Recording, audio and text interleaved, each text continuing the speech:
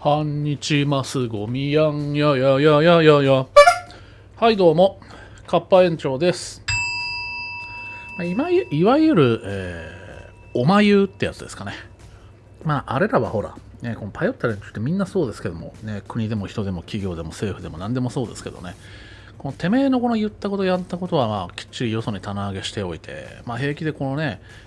他者とか他国とか多民族にこの唾吐いて攻撃してくるじゃないですか。ね、よくお前がそんなこと言えるよなって、どの口が言うんだよって。ね、特に韓国はそうですよね。うん。でね、どうでしょう、あなたご存知か分かりませんが、新聞ローレンって聞いたことありますか？新聞ローレン。うん。知らなくてもなんとなく想像つくと思いますけどね。正確には、日本新聞労働組合連合っていうね、もう名前からして反日臭しか漂ってないところですけども、そこがね、新聞のこの労組ですから、例えば朝日とかね、毎日とかね、このトンキンとかね、散々日本この変更捏造報道、ね、このブニチにブニチを重ねて、ね、反日売国三昧やらかしてきた輩の一つですよね、どいつもこいつも。むしろ、ね、韓国の反日の、きっかけというかね、先回りしてね、このなんかこの火つけてきやがった。っていうか、韓国の今のこの反日のこの元祖っつったらちょっとニュアンス違うんだよな。なんつったらいいんだろう、スタート。だからやっぱり火付け役だよね。うん。こそお前らだろうっていうね、特に朝日ですけど。で、そんなね、この新聞ローレンとやらがこんなこと言ってきてるんですよ。喧嘩煽り報道はやめよう。はは散々この反日煽って、てめえたち自身は反日売国、ね、この国売り飛ばして、ね、この私腹を肥やしつつっていうこともやり続けて、何言ってんだって話ですよね。煽るも何も、ね、そもそも仕掛けてきて、お前らだろっていう話ですよね。うん。だとしてもね、別にだからこの韓国が被害者とかそんな捉え方はしてませんが、一緒になってね、うん、むしろ先導してね、いや、こんななんか、たかりネタあるんですけど、どうすかっつって、ね、このくれてやった、ね、それがお前たちだろ、それが何を言ってるんだと。むしろ我々日本国民が、ね、この騙されずにこの気づいた、この覚醒している、ね、事実がどうで、ね、歴史の真実っていうのがどうなのかっていうことに気づいた人間からすれば、いやもう言語道断ですよね。話にならないですよね。違うもんは違う、嘘は嘘、ね、ダメなもんはダメですよね。だから事実を指摘する、ね、人間がこの、まだまだ全然足らないですけどね、いつも言ってる通り。でもこう昔に比べれば、例えば昭和の頃とかに比べれば増えてきてるわけですよね。でそうすると、やっぱりこう事実を指摘されるもんだから、ね、逆切れしてこのファビオロぐらいしかやることないわけですよね、被害者面で。何を今更言ってんだと。喧嘩なんていう単語はもうはっきり言って、そうだな、あなたがどうか分かりませんが、僕の中ではもうそうですね、カッパ園長を始めたのが2018年、19年とかその辺ですからね、大体5年前。僕の中で5年前にはもうすでにこの喧嘩っていう単語はもう随分聞き慣れたというよりはもうなんか使い古した感じ。いやもう今そういう状況じゃないっすよねって。だから割とこのカッパ園長をやるようになってからは、弾丸とかね、なんだろうな、弾丸とか、なんかいろいろあったと思うんですけどね、この配管とか機関とかさ、ね、思いつく限りのなんかこの、ね、この、なんていうのかな、断ち切るとか、この、捨て去るとか、この、切り離すとか、なんかそういったような、このなんかね、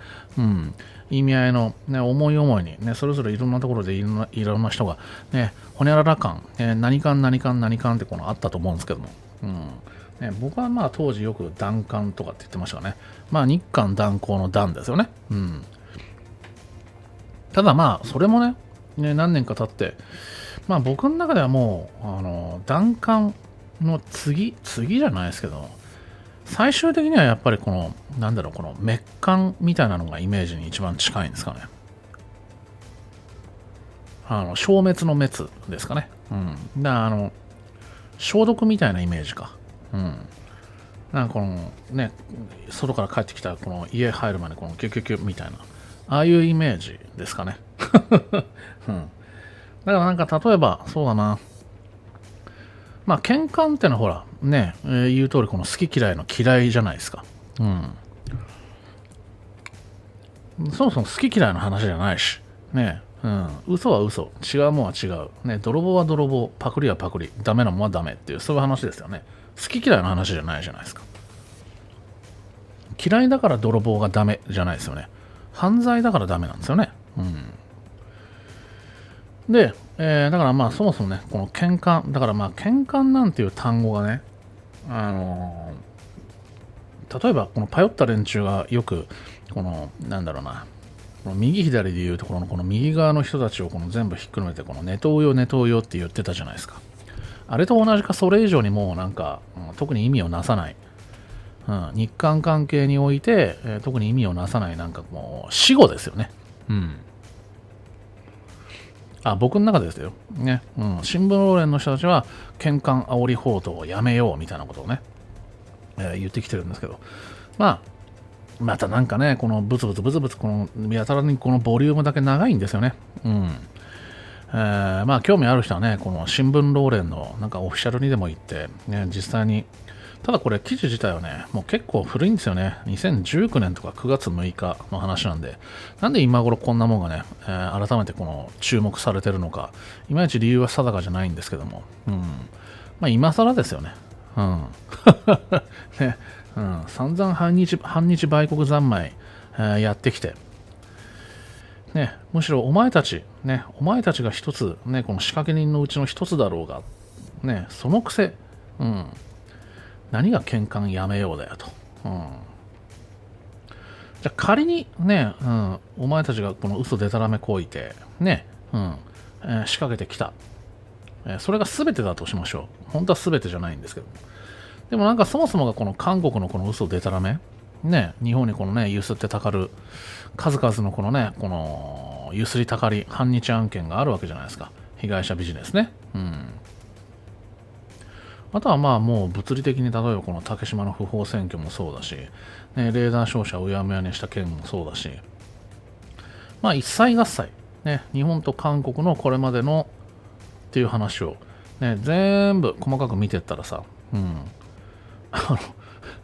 むしろ日韓友好なんていうね、冗談でもね、ギャグでもそんなこと口にすんなよっていう判断しかできないですよね、普通は。そう思いませんかね。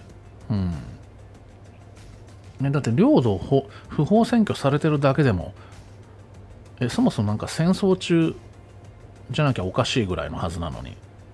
ね、日本側がずっと戦後からこっちへたれっぱなしだから、そういうことにはなってないだけで、それで何が日韓友好ですかって僕はいつも言ってる通りですけども、煽るも何もないんですよね。そもそもじゃあね、この労連とかこのパヨった連中がね、この喧嘩言う、ね、このネトウヨ喧嘩って言う、じゃあ100歩譲ってそうだったとしましょう。これは川崎とかのこのヘイトのスピーチの話とかもそうですけども、そもそもがね、なんでこの嫌がられてるのかっていう理由、事実、そこじゃないですか、我々からすれば。ね、とてもじゃないけど、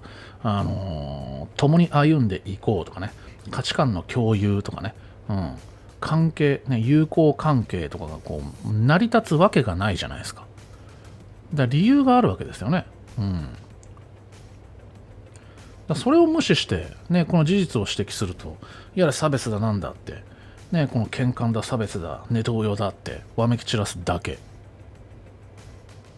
話にならないでしょ、そもそも。やめようじゃねえよ。お前らがまず事実を事実としてありのままに受け止められるようになってからせめて言ってこいよ。そんなことはね、絶対にありえないと思いますけどね。だから結局このね、例えば日本国内のこの反日売国税、このパヨった連中、ね、このクソマスゴミなんかは、相変わらずこの調子なわけですよね。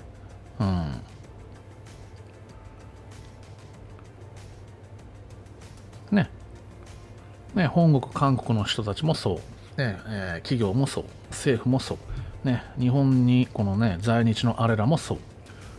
う。すべて理由があるわけじゃないですか。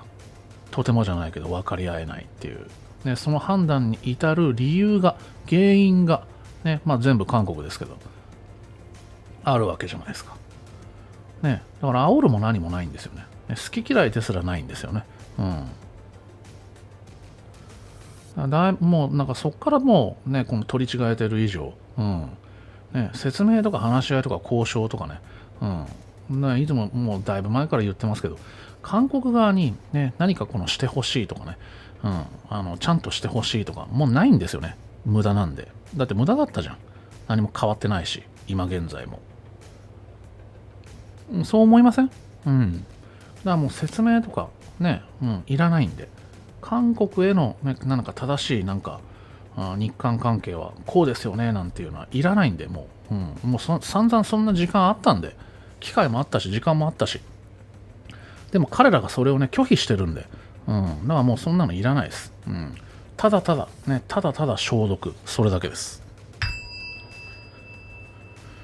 だからそこに至るこのなんか、なんでこの段階っていうか、ね、手順は踏んでいかないとダメだと思いますよ。ね、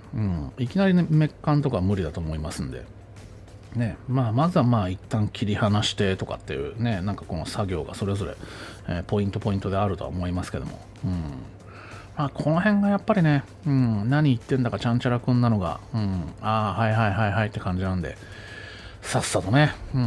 まずはこういつも言ってる通り、ね、日本国内ですよね、結局は。ね、相変わらずだって報道機関、の、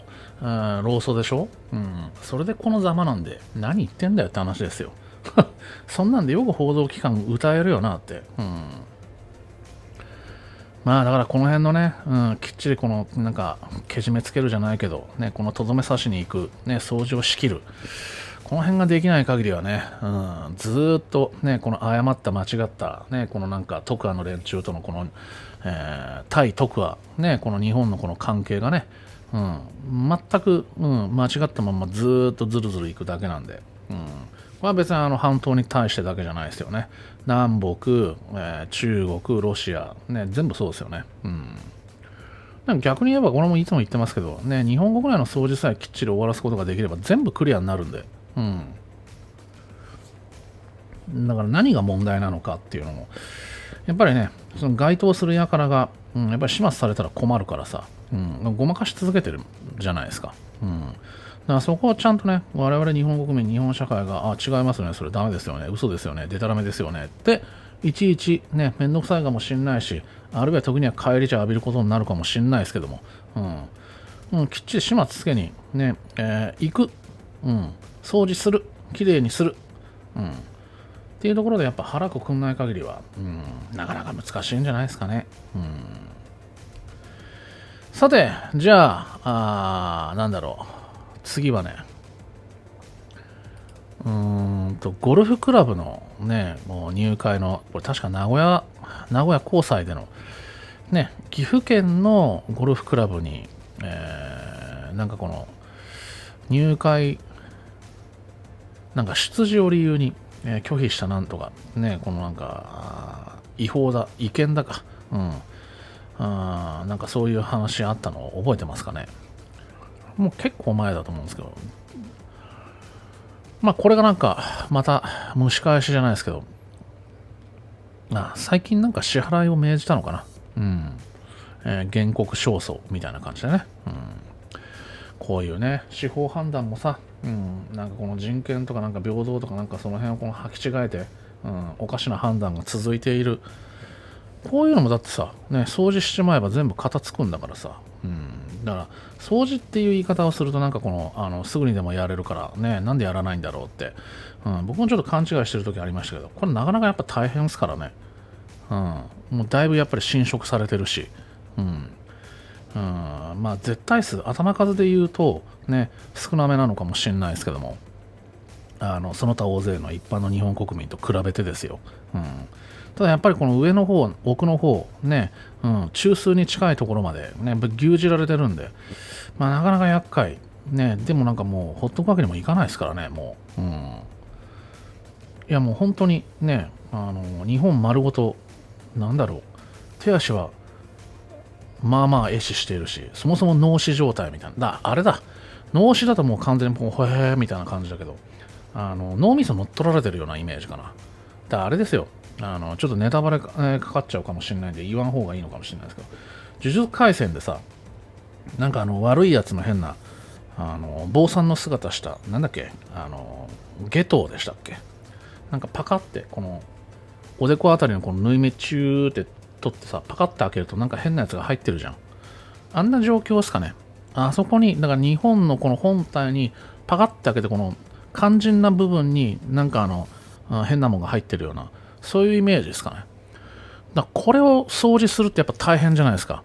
そもそもこの脳みそが取られてるのに、どうやって手足だけで、どうやってこの両手両足使ってこれをこの自分でパカッて開けてポイってして、で、ちゃんとした脳みそどこにあるのかなとかさ、いろいろやんなきゃいけないことは確かに、ね、膨大というか、そもそもそんなことできんのかって、パカってやった瞬間死んじゃうかもしんないじゃん。なんともあれなんですけどもね、でもどっかにさ、なんかもう五条先生みたいな人がバキーンって一瞬だけちょんって、ほんのコンマ何秒でもこのチャンスくれるみたいな、そういうのダメか。なんかもう日本人特有の神頼みとかしてる場合じゃないよね、本当はね。例えがいまいち良くなかったですね。ということで、じゃあ岐阜のゴルフクラブの話、後半見ましょうかね。今回は以上です。